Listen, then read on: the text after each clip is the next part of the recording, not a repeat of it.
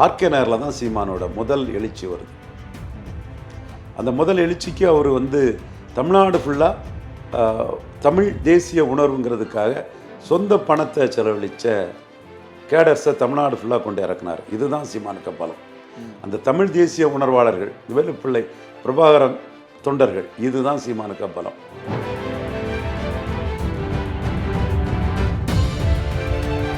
ரெண்டாயிரத்தி 24 எடப்பாடி பழனிசாமியும் சீமானும் காங்கிரஸும் பாஜகவும் தமிழ்நாட்டுக்கு தேவையில்லாத ஆணிகள். காங்கிரஸும் பாஜகவும் தமிழ்நாட்டுக்கு துரோகம் செய்த கட்சிகள், தேசிய கட்சிகள் தேவையில்லைன்னு ரெண்டு பேரும் சொன்னாங்க. ஆனால் 20% எடுத்த எடப்பாடி பழனிசாமி இன்னைக்கு நிலைப்பாட்டிலேருந்து மாறி இருக்கிறார். சீமான் அதே நிலைப்பாட்டில் ஒரு கொள்கை உறுதி கொண்ட ஒரு தீர்க்கமான முடிவெடுக்கக்கூடிய ஒரு தலைவராக இருக்கிறார்.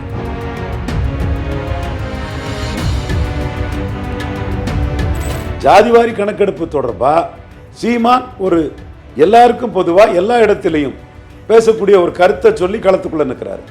எடப்பாடி இதில் கருத்து சொல்ல வேண்டிய இருக்குமேன்னு சொல்லி களத்தை விட்டு ஓடிட்டார். இது வட தமிழகத்தில் உள்ள மக்கள் பார்ப்பானா மாட்டானா, குறிப்பாக நான் வன்னியர்கள் பார்ப்பானா பார்க்க மாட்டாங்களா?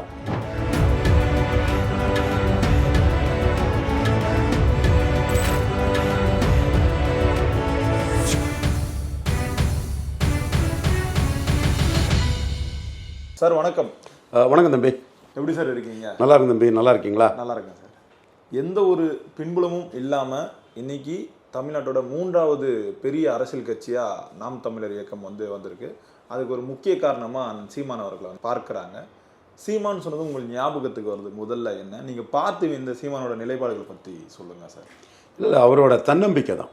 ஓகே, நாமே மாற்று, நாம் தமிழரை மாற்றுன்னு அவர் களத்துக்குள்ளே வரும்போதே அவர் அந்த அளவுக்கு தன்னம்பிக்கையில் இருந்தார். ஒரு யதார்த்தவாதி, தன்னம்பிக்கைவாதி, கடுமையான உழைப்பாளி, துணிச்சல் மிக்கவர்.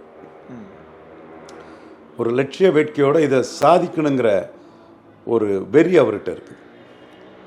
குறிக்கோள் இருக்குது, காயங்கள் இருக்குது, காயங்களுக்கு பதிலடி கொடுக்கணுங்கிற அந்த வேகம் அவர்கிட்ட இருக்குது. அது மட்டுமில்ல, ஆழ்ந்த அறிவு, கலை நுட்பம், இந்த மாதிரி தமிழக மக்கள் ஏற்றுக்கொள்ளக்கூடிய தலைவர்களுக்குள்ள ஒரு குவாலிட்டியும் அவர் கையில் இருக்குது. இந்த இதில் தான் அவர் உயர்ந்துட்டுருக்கிறார். 2016 அவருக்கு வந்த 1.1ங்கிறது நானே மிக குறைஞ்ச ஓட்டாக தான் பார்த்தேன்.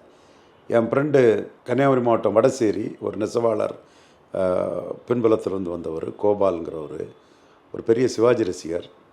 பட்டு அரசியல் நுணுக்கங்கள் விஷயங்களெல்லாம் ரொம்ப துல்லியமாக சொல்லக்கூடியவர். இத்தனைக்கும் அவருக்கு மைக்ரோ, இது நமக்கு தெரிஞ்ச மைக்ரோ இதெல்லாம் தெரியாது, மேக்ரோவாக தான் சொல்லுவார், கரெக்டாக சொல்லிடுவார். அவர் சீமானுக்கு 1.1ங்கிற போது ரொம்ப அதிர்ந்து போயிட்டார். அவர் எதிர்பார்த்தது 4% வாக்கெடுத்தார், எதிர்பார்த்தார். ஆனால் 1.1 தான் வரும்போது அவர் ரொம்ப ஷாக் ஆகிட்டார். என்ன சொன்னார், என்னடே ரொம்ப கீழே போயிட்டானே, ஒரு 4% வரும், கம்ப்யூட்டர் கம்பெனி இங்கெங்கெல்லாம் உள்ள தமிழன்னு இருக்கக்கூடியவன் தமிழனை தெலுங்கனும் மற்றவனும் டீஸ் பண்ணும்போது அதனால் வேதனை அடையக்கூடியவங்களாம் ஓட்டு போடுவான்னு நினச்சேனடி, ரொம்ப லோ ஓட்டாக இருக்க, என்னமோ எப்படி இவன் தேரப்போகிறான்னு சொன்னார். ஆக்சுவலாக சீமான் மேலே வரணுங்கிற பாசம், பட் 1.1 போயிட்டேங்கிற அந்த வேதனை கோபால் அவர்கிட்ட இருந்தது. நானும் அவரோட வார்த்தையை மதிக்கக்கூடியவன். இப்போ 1.1ங்கிறது ரொம்ப லோ ஓட்டுங்கிற ஒரு சூழல் இருந்து, பட் சீமான் எனக்கு கட்சி ஆரம்பித்து வர்றதுக்கு முன்னாடியே தெரியுங்கிறனாலையும் ரொம்ப ஒரு பாசத்துக்கு உரிய ஒரு பந்தா இல்லாத ரொம்ப இயல்பான ஒரு சகோதரங்கிற முறையிலையும் அவர் மேலே நான் ஒரு சாஃப்ட் கார்னரில் இருப்பேன். எப்படின்னா, தம்பி சிவகுமார் மூலமாக தெரியும், ராவணம் மூலமாக தெரியும். அவரை தெரிஞ்ச முறை தான் சிவகுமாரை தெரியும், ராவணம் மூலமாக தெரியும், அருள்செழியம் மூலமாக தெரியும், டாக்டர் சேதுராமன் மூலமாக தெரியும். சேதுராமனோட நிகழ்ச்சிகளுக்கெல்லாம் வருவார் ரொம்ப பாசமாக. நான் சேதுராமனோட அமைப்போட ஒரு சட்ட ஆலோசகராக இருந்தேன். ரொம்ப அந்த நிகழ்ச்சிகளுக்கு வரும்போது ரொம்ப அன்பாக கனிவாக இருப்பார்.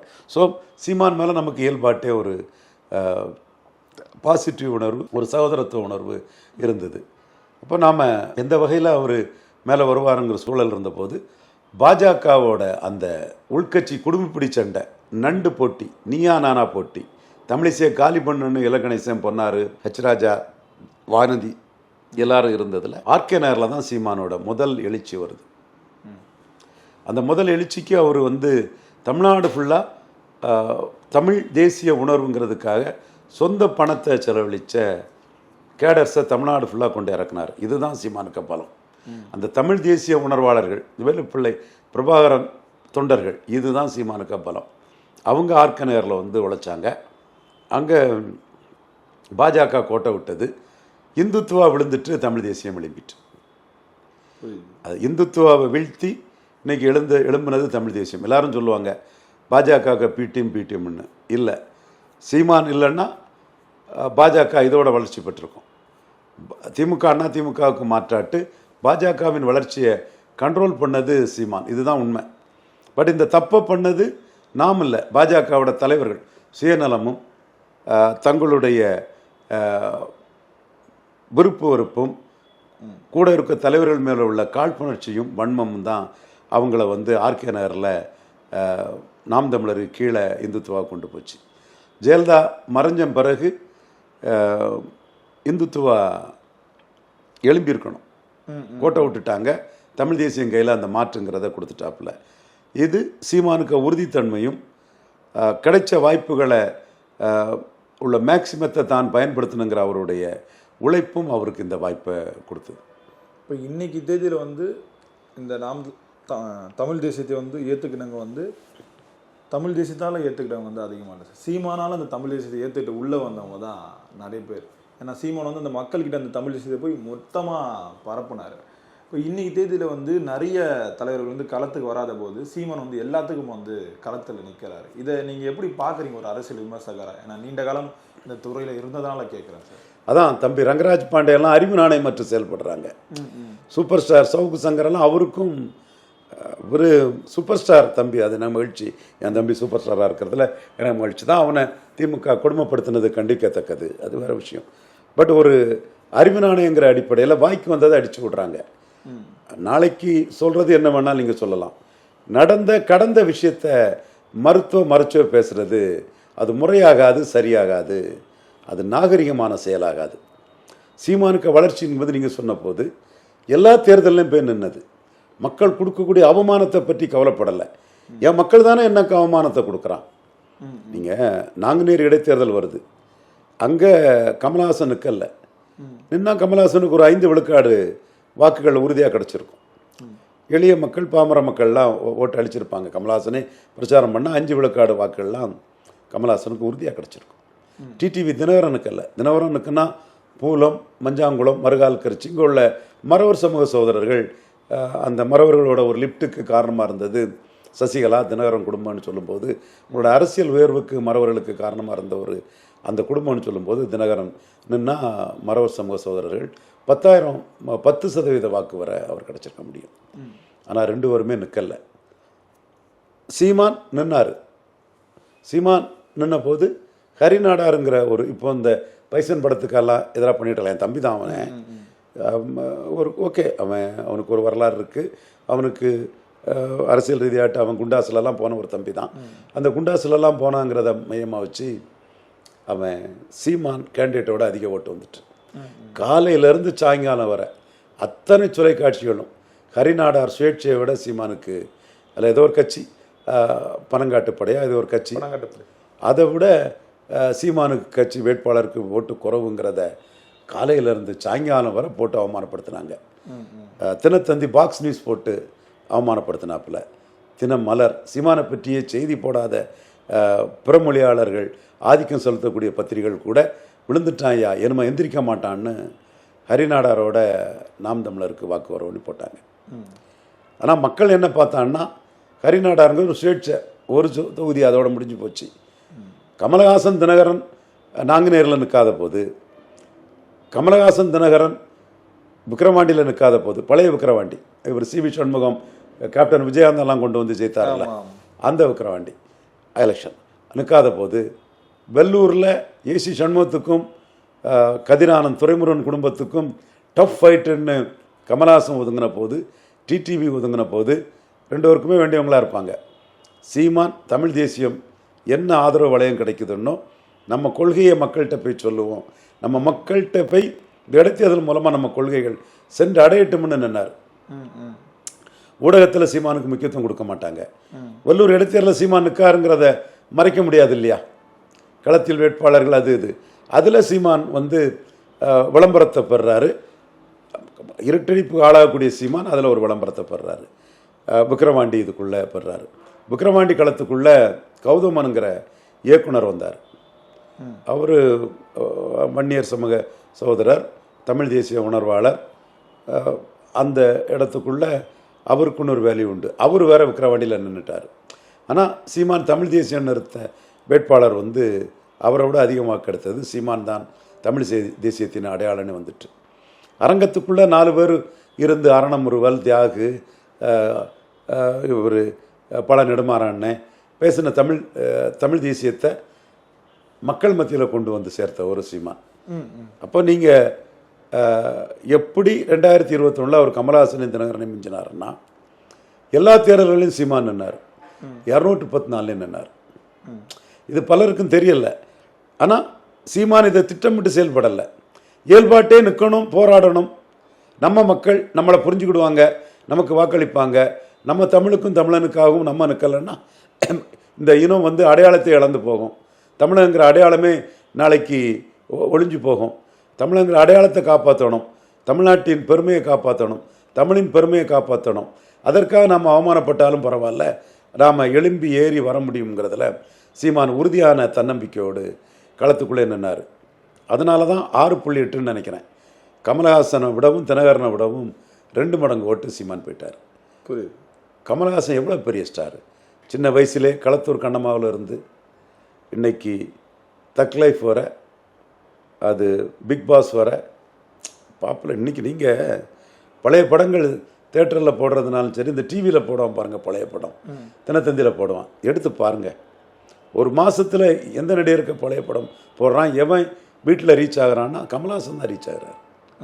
பெரிய அளவு கமலஹாசன் படங்கள், குழந்தை நட்சத்திரமாக நடித்த படத்துலேருந்து ஆனந்த ஜோதி, வானம்பாடி, களத்தூர் கண்ணம்மா இதெல்லாம் போட்டுட்ருக்குறாங்க. ஸோ அந்த அளவுக்கு பாப்புலரான ஒரு கமலஹாசன். தினகரன் ஆர்கே நகரில் உதயசூரனையும் ரெட்டலையும் குக்கரில் வச்சு அவிச்சு போட்டவர். யார் தமிழ்நாட்டில் அந்த சாதனை பண்ணியிருக்கிறாப்புல?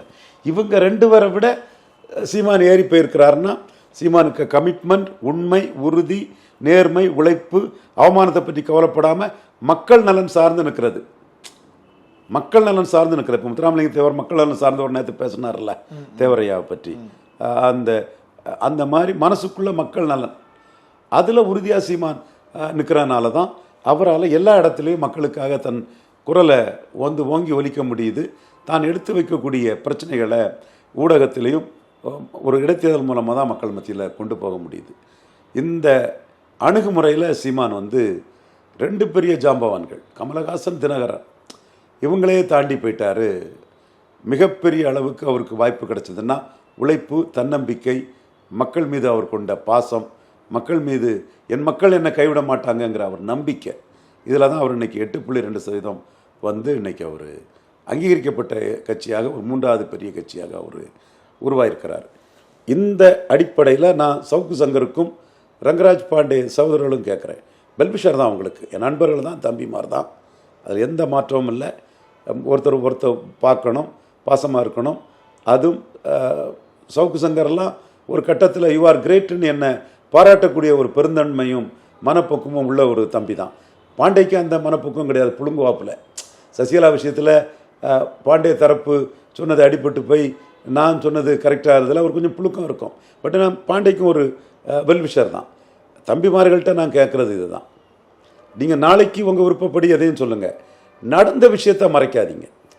பாயிண்ட் 1, 2024 எடப்பாடி பழனிசாமியும் சீமானும் காங்கிரஸும் பாஜகவும் தமிழ்நாட்டுக்கு தேவையில்லாத ஆணிகள். காங்கிரஸும் பாஜகவும் தமிழ்நாட்டுக்கு துரோகம் செய்த கட்சிகள், தேசிய கட்சிகள் தேவையில்லைன்னு 2 பேரும் சொன்னாங்க. ஆனால் 20% எடுத்த எடப்பாடி பழனிசாமி இன்னைக்கு நிலைப்பாட்டிலேருந்து மாறி இருக்கிறார். சீமான் அதே நிலைப்பாட்டில் ஒரு கொள்கை உறுதி கொண்ட ஒரு தீர்க்கமான முடிவெடுக்கக்கூடிய ஒரு தலைவராக இருக்கிறார். நம்பகத்தன்மையற்ற மாறி மாறி செயல்படக்கூடிய ஒரு பல்ட்டிசாமியாக பழனிசாமி இருக்கிறார். இதை சவுக்கு சங்கரும் ரங்கராஜ் பாண்டையும் முதல்ல ஒத்துக்கிடணும். இதில் எதுவுமே பொய் இல்லை, 100க்கு 100 உண்மை. அறிவு நாணயம் உள்ள எல்லாருமே ஒத்துக்கொள்ளக்கூடிய ஒரு விஷயந்தான். அப்போ அவர் ஏன் பாஜக கூட்டணிக்குள்ளே வரார்? பார்லிமெண்ட்லேயே வேண்டான்னு சொன்னவர். அப்போ அவர் அண்ணாமலை ஒரு வேளையில் சீமானை முன்னிறுத்தி 18-8-26% பலம் கொண்ட ஒரு அணி அமைச்சிருந்தான். அமையும்னு சொல்ல வரல, எடப்பாடி அச்சப்படுறார். அமைஞ்சிருந்தா அது எடப்பாடியை தமிழ்நாட்டில் 3-2 இடங்களில் 3வது இடத்துக்கு தள்ளிடணும்னு இந்த கூட்டணிக்குள்ளே வரார். அப்போ இதை நீங்கள் ஒத்துக்கிடுங்க. நாளைக்கு நீங்கள் எடப்பாடிக்கு ஆதரவு கொடுங்க, எடப்பாடியை பாராட்டுங்க, எடப்பாடியோட ப்ளஸ் பாயிண்ட்களை சொல்லுங்கள். 7.5 கொடுத்தாரு, அக்னீஸ்வரன் சொல்கிறான தம்பி, அந்த மாதிரி நீங்கள் அவரோட இதுகளை சொல்லுங்கள். அவர் நல்லாட்சி கொடுத்தாருன்னு சொல்லுங்கள். அதெல்லாம் தப்பே இல்லை, அது உங்களோட உரிமை, நீங்கள் பேசலாம். ஸ்டாலின் ஆட்சியோட எடப்பாடி ஆட்சி நல்ல ஆட்சின்னு கூட நீங்கள் சவுக்கு சங்கரும் ரங்கராஜ் பாண்டையும் தெளிவாக பேசலாம். ஆனால் சீமான் உறுதியாக நிற்கிறாரு. எடப்பாடி பல்ட்டி அடித்து லீடர்ஷிப்பில் சீமான் எடப்பாடியோட மேலே நீங்கள் சொல்லணும். உங்களை நீங்களே ஏமாற்றி விடக்கூடாது, தவறு. அப்போ சீமான் 1.1 இன்னைக்கு 8.2 வந்திருக்காருன்னா மொத்த ப்ராசஸ் எடப்பாடிக்கு ரெட்டையில் குறைஞ்சி தான் 8.2 வந்திருக்காரு. மீண்டும் உறுதியான நிலைப்பாட்டில் பலகீனமாட்டு பயந்து பை பாஜக கிட்ட கைகோர்த்த ஒரு பல்ட்டிசாமியான எடப்பாடி பழனிசாமியை உறுதியான நிலைப்பாட்டில் சீமான் பலகீனப்படுத்துவார். இது நான் ரவீந்திரன் துரைசாமி சொல்கிறேன். இல்லைன்னு தினமணி தலைங்க எழுதிட முடியுமா? தினமலர் சொல்லிட முடியுமா? ஹிண்டு சொல்லிட முடியுமா? டைம்ஸ் ஆஃப் இந்தியாவில் உள்ள பிறமொழியாளர்கள் சொல்லிட முடியுமா? பிரியன் சொல்லிட முடியுமா? இந்தியா டுடே மணி சொல்லிட முடியுமா? நான் நடந்ததை வச்சு ஆதாரத்தை தானே தம்பி சொல்கிறேன். நான் பொய்யா புரட்டா எதுவும் சொல்ல முடியாத. அப்படி சொன்னால் நான் அன்னைக்கு 10க்கு 9 இவன் சொல்கிறது சரியாக இருக்குன்னு நானே 10க்கு 8 தான் கிளைம் பண்ணுவேன். 10க்கு 9ன்னு என்ன எல்லாரும் பாராட்டுவாங்களா? நீங்கள் எவ்வளோ வீஸ் இருந்தாலும் உங்கள் கிரெடிபிலிட்டி மோசம் போகுதே. பாண்டே சொல்லுது சரியாகாது, சவுக்கு சொல்கிறது எதுவுமே சரியாகாதுங்கிற ஒரு எண்ணம் வருதில்ல. அப்போ நீங்கள் உண்மையை நடந்த விஷயத்தில் ஒத்துக்கணும். அடுத்த கட்டம் விக்கிரவாண்டி தேர்தல் களம். இந்த தேர்தல் களத்துக்குள்ளே சீமான் களத்துக்குள்ளே வராரு. விக்கிரவாண்டியில் சீமான் பெருசாக சாதிக்கலை, ஆனால் சீமான் களத்தில் நின்னது தான் சாதனை. எடப்பாடி ஓடிட்டார். இன்னைக்கு சீமான் விக்கிரவாண்டியில் என்ன சொன்னார்? எண்ணிக்குடு அளந்து கொடு. ராமதாஸ் அன்புமணி என்ன கேட்டாங்க? எடுத்து வை 10.5 சட்டை பிடிச்சி 10.5 எடுத்து வைன்னு ஸ்டாலினை மிரட்டினாங்க. 10.5 எடுத்து வச்சுட்டு வேற வேலை பாருங்க ஸ்டாலின் நாப்பில் சொன்னாங்களா இல்லையா? சீமான் என்ன சொன்னார்? ஜாதிவாரி கணக்கெடுப்பு நடத்தணும். வன்னியர்கள் 17% இருந்தால் ஐயாவுக்கு கூடுதலே கொடுங்க, ஐயா ஒத்துக்குவார். குறைவாக இருந்தால் குறைச்சி கொடுங்க, ஐயா ஒத்துக்குவார். பட் எல்லா சமூக மக்கள் மத்தியிலையும் ஒரு குரோதமும் ஒரு விரோதமும் ஒரு வன்னியர் எதிர்ப்பும் ஒரு மன கிளேசமும் ஒரு மன ஆச்சரியங்களும் வரக்கூடாது. எல்லாருக்கும் ஒரு வெளிப்படைத்தன்மை வேணும். அப்போ அவர் யாருக்காக பேசினார்? வண்ணார்களுக்காக பேசினார், நாவிதர்களுக்காக பேசினார், குயவர்களுக்காக பேசினார், வேட்டுவ கவுண்டருக்காக பேசினார், ஊராளி கவுண்டர்களுக்காக பேசினார், போயர் ஒட்டர்களுக்காக பேசினார், ஆண்டி பண்டாரத்துக்காக பேசினார், மருத்துவர் மங்களாவுக்காக பேசினார், முக்குவர் பரதவருக்காக பேசினார், யோகீஸ்வரர்களுக்காக பேசினார், சேர்வைக்காக பேசினார், அந்த குடும்ப கவுண்டர்களுக்காக பேசினார். எல்லா சிறிய எண்ணிய சமூகங்களுக்காகவும் சீமான் பேசினார். அதை இன்னொரு அரசியல் தலைவர் பேசலை. எடப்பாடி பழனிசாமி என்ன நினைச்சாரு? இதெல்லாம் பேச வேண்டியது இருக்கும், சீமான்ட்ட நம்ம மாட்டிடுவோம்னு களத்தை விட்டு ஓடி போயிட்டார். அப்போ ஜாதிவாரி கணக்கெடுப்பு தொடர்பாக சீமான் ஒரு எல்லாருக்கும் பொதுவாக எல்லா இடத்திலையும் பேசக்கூடிய ஒரு கருத்தை சொல்லி களத்துக்குள்ளே நிற்கிறார். எடப்பாடி இதில் கருத்து சொல்ல வேண்டிய இருக்குமேன்னு சொல்லி களத்தை விட்டு ஓடிட்டார். இது வட தமிழகத்தில் உள்ள மக்கள் பார்ப்பானா மாட்டானா? குறிப்பாக நான்வன்னியர்கள் பார்ப்பானா பார்க்க மாட்டாங்களா? இப்போ நீங்கள் ஒரு நான்வன்னியர் கிராமங்களில் நம்ம பேசுவோம். சவுக்கு சங்கர், ரவீந்திரன் துரைசாமி, பாண்டே 3 பேருமே ஒரு நிறுவனம் ஒப்பீனியன் எடுக்க போகும். விக்கிரவாண்டியில் நின்ன சீமானையும் விக்கிரவாண்டியை விட்டு ஓடின எடப்பாடி என்ன நினைக்கிறேன்னு கேட்டால், என்ன இருந்தாலும் சீமான் சுத்த வீரன் சார், அவர் ராமதாஸை மதிக்கக்கூடியவர்னாலும் எண்ணி கொடுக்கணும் அளந்து கொடுக்கணும்னு சொன்னார் சார். எடப்பாடி இரட்டை வேடம் போடுறாரு, அவர் மேலே எங்களுக்கு நம்பிக்கை இல்லை, எங்கள் நனலெல்லாம் அவர் சரியாக கவனிக்க மாட்டாருன்னு போயர் ஒட்டர் போன்ற தெலுங்கு தாய்மொழி சகோதரர்களே, அதிமுகவில் பொறுப்பில் இருக்கக்கூடிய போயர்களே தருமபுரி டிஸ்ட்ரிக்ட்லன்னு சொல்கிறாங்க. சீமான் வளரணும், அவர் 14% ஓட்டுக்கு மேலே எடுப்பார், அவர் பார்வை நான் 17 சொல்கிறேன். 14% ஓட்டுக்கு மேலே எடுப்பார். எடப்பாடியெல்லாம் வந்து விட மாட்டார், லீடர்ஷிப்பும் இல்லை, களத்துக்குள்ளேயும் வரல அப்படிங்கிற கருத்தை அதிமுகவில் உள்ள போயர் ஒட்டர், வண்ணார் நாவிதர் போன்ற சமூக மக்களே சொல்கிறாங்க. நீங்கள் கருத்து பார்வையற்றவராட்டு சவுக்கு சங்கரும் பங்கராஜ் பாண்டே இருந்து என்ன பிரயோஜனம்? அப்போ இந்த இடத்துக்குள்ள சீமான் எடப்பாடியை பலவீனப்படுத்துவார்னு எதை வச்சு சொல்கிறோம்னா, நாங்குநேரியிலையும் விக்கிரவாண்டியிலையும் வெள்ளூர்லையும் நிற்காத கமலஹாசனையும் தினகரனையும் அவர் பலவீனப்படுத்தியிருக்கிறாரு. நிலைப்பாட்டில் மாறி சென்ற சரத்குமாருக்கு 40 சீட்டு, பாரிவேந்தருக்கு 40 சீட்டு, தேமுதிகவுக்கு 60 சீட்டு, கோகுல மக்கள் கட்சிக்கு 5 சீட்டுன்னு சுண்டல் விநியோகம் மாதிரி சீட்டை விநியோகித்த தலைவர்களை 214 தனிச்சு நின்ன சீமான் வந்து பாதிப்படை செய்திருக்கிறாரு, வளர்ந்திருக்காரு.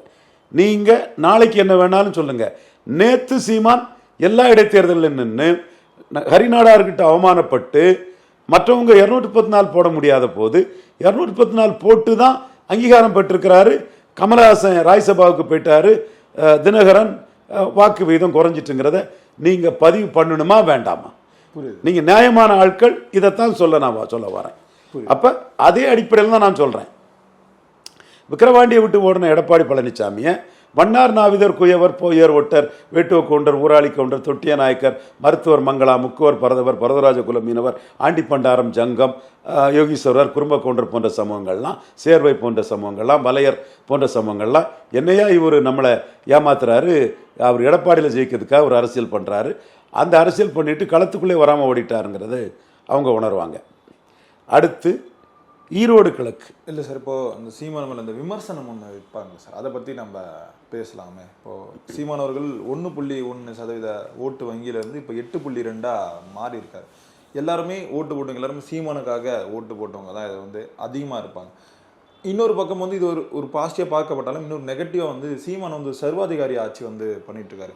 சீமானுக்கு அடுத்து அந்த கட்சியில் யார் இருக்காங்க, 2ஆம் கட்ட தலைவர் வந்து சீமான் வந்து உருவாக்கவே இல்லை அப்படின்னு சொல்லி இந்த விமர்சனம் நம்மளால் பார்க்க முடியுதே சார். இது அவர் கட்சி நடத்துறது அவருக்கு ஸ்டைல். இந்த ஸ்டைலில் அவர் வளர்ந்துட்டு போகிறாரு. இவர் இப்படி தான் கட்சி நடத்துக்கணும், அப்படி தான் கட்சி நடத்தணும்னு நம்ம சொல்ல முடியாது. அந்த கட்சியிலே 2ஆம் கட்டத்தில் இருக்கக்கூடிய ஹுமாயூன் நமக்கு வேண்டிய ஒரு சகோதரர் தான், ரொம்ப திறமையானவர். இவர் நம்ம தம்பி சாட்டை துரைமுருகன் நல்ல ஒரு வெப்பில் ஒரு பெரிய ஒரு ஃபாலோவிங் இருக்கிறாரு. எல்லாத்துக்கும் சீமானுக்காக ஒரு பெரிய வாரியராட்டு பதிலீடு கொடுக்குறாரு. அவருக்குன்னு ஒரு பெரிய ஃபேன் ஃபாலோவிங் இருக்குது. இடும்பாவனம் கார்த்திக்கு ரொம்ப அருமையாக விவாதங்கள் எல்லாம் ஷைன் பண்ணுறாரு. கார்த்திகா, அபுபக்கர் எல்லாமே நிறைய பேர் இருக்கத்தானே செய்கிறாங்க, நிறைய பேர் இருக்காங்க. ஒவ்வொருத்தருமே ஒருத்தருக்கு ஒருத்தர் சளைச்சவங்கன்னு தான் ஒரு நூற்றுக்கணக்கான இளைஞர்கள் ஒரு மேடையில் யாருன்னா பெரிய அளவில் அந்த கட்சியில் பேசிட்டு தான் இருக்கிறாங்க. அது அவர் ஒரு ஸ்டைலில் அதை கொண்டு போகிறார், அது அவருக்கு ஸ்டைல். இப்போ நீங்கள் காளியம்மாள் அவங்கள ரொம்ப திறமையான ஒரு கேடர், ரொம்ப ஒரு இதானவங்க. அவங்க போனதும் கட்சிக்கு ஒன்றும் பாதிப்பு இல்லையே. பட் அவங்கள மாதிரி இன்னும் மற்றவங்களை உருவாக்கக்கூடிய வேலையை தான் சீமான் செய்துட்ருக்கிறாரு. ராஜீவ்காந்தி போனார், இவர் கல்யாண சுந்தரம் போனார், இவர் ஐயநாதன் போனார். ஐயநாதன்லாம் இப்போ சீமானை சப்போர்ட் பண்ணியே ஐடியாலஜி பேசுகிறாரு. இவர் கல்யாண சுந்தரமே சப்போர்ட் பண்ணியே பேசுகிறாரு. ராஜீவ்காந்தி மட்டும்தான் ஏற்று பேசுகிறாரு. ஸோ இந்த களம்ங்கிறது வந்து ஒரு மிகப்பெரிய ஒரு அரசியல் போர். இதில் சீமான் அவர் வியூகத்தை வகுத்து போகிறாரு. அதுக்குள்ளே நாம் கருத்து சொல்கிறது முறையாக இருக்காது. சீமான் என் சகோதரர் தான், அவரோட உள்கட்சி விஷயத்தில் நான் எதுவுமே பேச மாட்டேன், அவர்கிட்டையும் பேச மாட்டேன், வெளிப்படையாட்டும் நான் பேச மாட்டேன். அது எனக்கு தேவையில்லைங்கிற மாதிரி தான் நான் இது பண்ணேன். அவருக்கு சபார்டினேட்ஸை பற்றியோ எதுவுமே நான் அவர்கிட்ட கருத்து பரிமாற்றம் செய்கிறது வந்து கிடையாது. அது அவங்க கட்சி, அவங்க உரிமை, அவங்க முடிவு, அதுக்குள்ளே நான் போக மாட்டேன். பட் பொலிட்டிக்கல் ஸ்ட்ராட்டஜிக்குள்ளே அவர்கிட்ட நான் பேசுவேன். அன்னையிலேருந்து இன்றைக்கி வரை நான் பல கருத்துக்கள் சொல்லுவேன். என் கருத்துக்களில் சரியாக இருக்குங்கிறத ஏற்றுக்குவார். குறிப்பாக என்ன அவருக்கு ரொம்ப பிடிக்கும், அவர் பல தொழிலதிபர்கள்லாம் அவர்கிட்ட வந்து, அண்ணே நீங்கள் எம்எல்ஏ ஆகாண்டாமா, நீங்கள் வந்துருங்க எடப்பாடிக்கிட்ட, நான் உங்களை கூட்டி கொண்டு விட்டுறேன்னு புரோக்கர் வேலையை ஆயிரக்கணக்கான கோடி வச்சுட்டு இருக்கவங்களும் சீமான்கிட்ட வந்து தரகர் வேலையை பண்ண வருவாங்க. அப்போ ஒரு கொள்கை உறுதியோட, நான் வந்து உறுதியான கொள்கையோடு இருக்கிறீங்க, நீங்கள் தமிழ்நாடு சீஃப் மினிஸ்டர் ஆகணும் தம்பி அப்படிங்கிறத நான் தான் சொல்லுவேன். தனிச்சு தான் இருக்கணும், தமிழ்நாடு சீஃப் மினிஸ்டர் ஆகணுங்கிறத நான் சொல்லுவேன். அப்போ என்ன ரொம்ப பாராட்டுவாப்பில். பலர் இருக்கும்போதே எல்லாரும் வந்து என்ன கூட்டணி போன்னு, நான் கூட்டணி போக மாட்டேன். என்னைக்கும் என் கேடர்ஸும் கூட்டணி போத நான் விரும்ப மாட்டான். அவர் அதை சொல்லுவார்ல யார் கூட கூட்டணி போனது. ஆனால் எங்கள் அண்ணன் மட்டும்தான் தம்பி தமிழ்நாடு முதல்வர் ஆகணும், கூட்டணிக்கெல்லாம் போகக்கூடாது, எடப்பாடியெல்லாம் ஈஸியாக பலகீனப்படுத்திடலாம், அரசியல் களம் ஸ்டாலின் வர்சஸ் சீமானுன்னு 26லேயும் வரும் அல்லது 31லேயும் அதுதான் வரும், தைரியமாக களத்துக்குள்ளே நிற்கணும், நேர்மறையாக நம்ம கொள்கையை சொல்லி நிற்கணும்னு சொல்லும்போது அவரே உடனே விளக்குவார். நேர்மறை ஆற்றலுங்கிறது ரொம்ப வலுவானது, எதிர்மறை ஆற்றலுங்கிறது ஒருத்தனுக்கு சக்தியை குறைச்சிரும். இப்போ விஜய் ஆண்டி உதயநிதியாக பண்ணி இப்போ பரிகட்டு கேவலப்பட்டு நிற்கிறார் பாருங்க, அதை எடப்பாடி அறுவடை பண்ண பார்க்குறாரு பாருங்க. அந்த மாதிரி எதிர்மறை ஆற்றலுங்கிறது வந்து நம்மளை பலகீனப்படுத்திடும். நேர்மறையாக நிற்கணும். நம்ம தமிழ் தேசியத்தை அரியணை ஏற்றக்கூடிய அளவுக்கு நிற்கணும்னா பெரிய லட்சியங்கள், ஆட்சிக்கு வந்தால் என்ன செய்யணும்லாம் பெரிய ஆட்சி வரைவு அதெல்லாம் வச்சுட்டு இருக்கிறாருன்னு வச்சுட்டு இருக்கிறாரு. அந்த இடத்துக்குள்ள என்ன வந்து அவர் நமக்கு நேர்மறையாக நிற்கிறாரு அண்ணங்கிறதுல என்ன மதிப்பு கொடுப்பார். பொறுத்திருந்து பார்ப்போம் சார் என்ன நடக்குதுன்ட்டு. ரொம்ப நன்றிகள் சார், எங்களோட நேரம் நன்றி. நன்றி தம்பி.